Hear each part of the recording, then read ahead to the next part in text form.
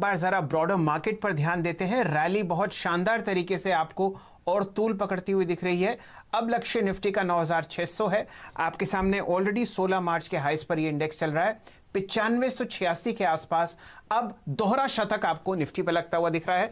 और अगर आप बैंक निफ्टी पर नजर डाल लें तो 560 पॉइंट ऊपर है 21,223 के आसपास। बगड़िया साहब, आप एकदम हमारे साथ जुड़े हैं।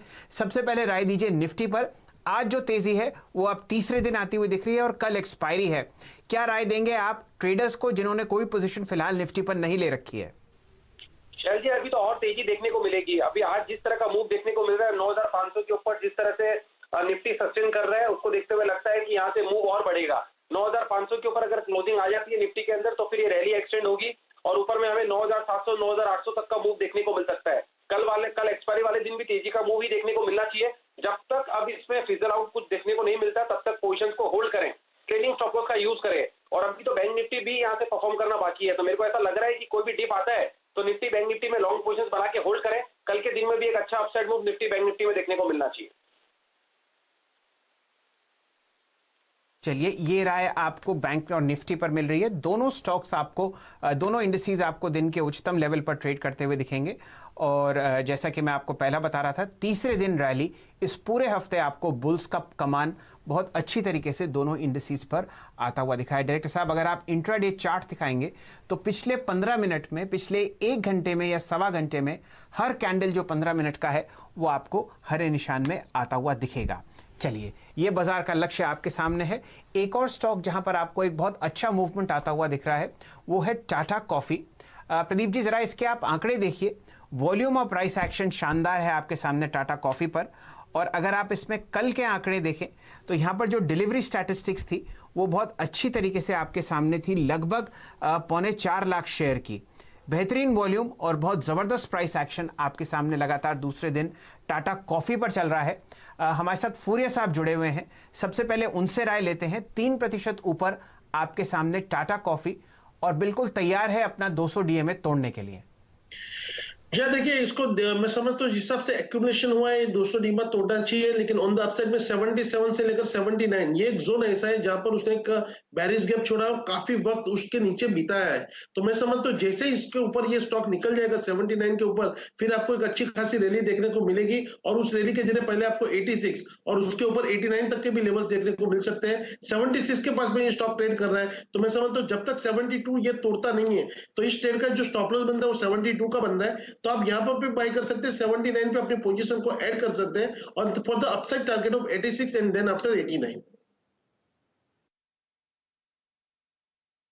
चलिए, आपके सामने फिलहाल लगभग 76 रुपये 20 पैसे का प्राइस आपको 10 लाख शेयर की वॉल्यूम पर टाटा कॉफ़ी में आता हुआ दिखेगा। और इस स्टॉक पर नज़र रखिए, यहाँ पर आपको एक बहुत अच्छा शायद वॉल्यूम ब्रेकआउट बचे हुए 40 मिनट में आता हुआ दिखे। आज वेडनेसडे है और एक ही दिन बचा है रिलायंस इंडस्ट्रीज़ के नतीजों पर। पिछले 8-9 दिन से आपने शानदार तेज़ी देखी है इस स्टॉक में। हमारे साथ यतिन जी जुड़े हुए हैं जो पिछले 3-1 दिन से ब्रोकर्स से, HNI से और ख़ासकर स्ट्रैटेजिस्ट से बात कर रहे हैं RIL पर। वो कुछ अपने व्यूज़ रखेंगे और कई दशकों से आपको नीरज जी ट्रैक करते हुए देख रहे हैं रिलायंस इंडस्ट्रीज़ के नतीजे, वो भी हमारे साथ जुड़े हुए हैं। दोनों से चर्चा होगी। पहले शुरू करते हैं यतिन जी से। यतिन जी, बताइए कौन कौन सी ऐसी रिपोर्ट्स हैं जो आपने पढ़ी हैं रिलायंस इंडस्ट्रीज़ के राइट्स इशू पर? कितना अमाउंट रेज हो सकता है और किस काम ये पैसा आएगा? नतीजा आएगा कल जब ये कंपनी अपने नतीजे सुनाएगी। नमस्कार शैलेंद्र जी, अगर आप रिलायंस इंडस्ट्रीज की बात करें तो पिछले 10 ट्रेडिंग सेशंस में हमने करीब 25% का उछाल देखा है। और कल बोर्ड मीटिंग है जहां राइट्स इशू की चर्चा होगी और अगर अप्रूवल हुआ तो 3 दशकों में यानी 30 साल में ये पहला राइट्स इशू होगा। अगर आप ब्रोकरेजेस की माने तो सभी ब्रोकरेजेस ने एक थम्स अप दिया है राइट्स इशू को, क्योंकि ब्रॉडली 2 से 12% तक का डाइल्यूशन देखा जा रहा है इस राइट्स इशू में, जो कि EPS एक्रेटिव होगा। क्योंकि ये जो राइट्स इशू है उससे ज्यादा करके अंदाजा ये लगाया जा रहा है कि ये डेट यानी कि कर्ज कम करने के लिए पूंजी जुटाई जाएगी। तो ओवरऑल बेसिस पे अगर आप देखें तो मॉर्गन स्टैनली का एक नोट आया था जहां उन्होंने ये बताया है कि अच्छे खासे डिस्काउंट पे रिटेल इन्वेस्टर्स को यहाँ शेयर्स मिल सकते हैं राइट्स इशू में। और इसके अलावा 1544 का टारगेट रखा है और उन्होंने डी लेवरेजिंग की जो थीम है रिलायंस इंडस्ट्रीज की और जो मैनेजमेंट की कमेंट्री और गाइडेंस है कि मार्च 2021 तक डेट फ्री स्टेटस हो जाएगा, तो वो कमेंट्री पे बुलिश है, डी लेवरेजिंग स्टोरी पे बुलिश है और इसीलिए 1544 का टारगेट और ओवरवेट रेटिंग है।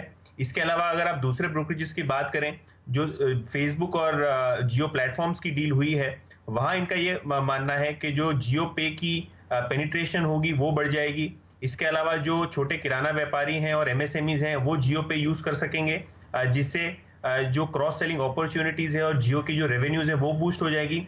और कुल मिला के 44,000 करोड़ तो फेसबुक की डील से आने ही है, जिसका एक पोर्शन कर्ज कम करने में और आगे चलते हुए जो केपेक्स लगेगा, जो पूंजी लगेगी बिजनेस को चलाने के लिए, वो सेल्फ सफिशिएंसी की ओर जाने जा रहा है जियो प्लेटफॉर्म्स। सो ओवरऑल अगर आप देखें तो राइट्स इशू का डिटेल जो है वो अवेटेड है, लेकिन ब्रोकरेजेस का मानना यही है अभी से कि जो डी लेवरेजिंग की थीम है वो बहुत जबरदस्त तरीके से प्ले आउट हो रही है रिलायंस इंडस्ट्रीज में।